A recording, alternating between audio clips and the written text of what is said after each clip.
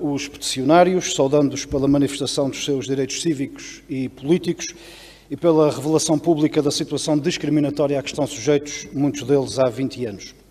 O tema que aqui nos colocam a discussão não é um detalhe administrativo nem um conflito laboral isolado. É um problema estrutural de governação que resulta de opções reiteradas do Estado e, neste caso, dos governos regionais do Partido Socialista e da coligação ao longo dos últimos anos. Falamos de perto de 7 dezenas de técnicos superiores e especialistas nas áreas principalmente da ação social e da psicologia, que estão formalmente contratados por instituições particulares de solidariedade social e misericórdias, mas que exercem, na prática, funções próprias do Instituto de Segurança Social dos Açores. Estas funções não são acessórias nem pontuais, são funções permanentes, estruturantes, exercidas segundo orientações técnicas do ISA, com instrumentos do ISA e ao serviço de políticas públicas definidas pelo ISA. Esta realidade não surgiu por acaso. Resulta em grande medida de um período prolongado em que as contratações na função pública estiveram congeladas. O Estado, neste caso a Região Autónoma dos Açores, ardilosamente contornou as próprias leis que estabeleceu para continuar a fazer das suas, nomeadamente contratando pessoal.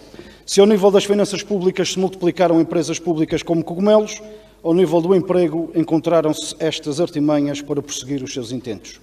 Frágeis, aqueles que precisam de emprego para ganhar a vida e sustentar as famílias sucumbem a estes jogos de poder. Todavia, poderiam e deveriam ter sido mais atentos para evitar chegar onde chegaram. Sim, é certo que ou aceitavam os trabalhos que lhes eram propostos, ou então ficavam a ver navios.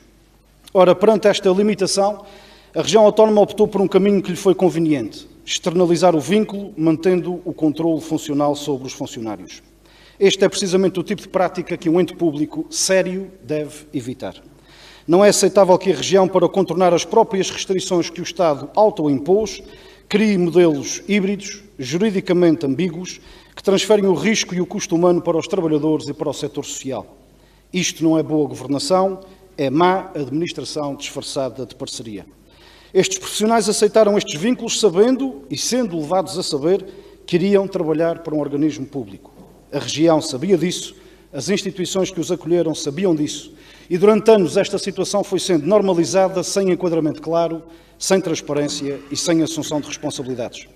O resultado é, pois, uma desigualdade objetiva. Técnicos que fazem o mesmo trabalho, com as mesmas qualificações, sob as mesmas orientações, mas com salários diferentes, carreiras inexistentes e condições laborais desiguais. Invoca-se muitas vezes o princípio do trabalho igual, salário igual. Não se aplica neste caso porque os empregadores são formalmente distintos. Mas esta leitura ignora o essencial.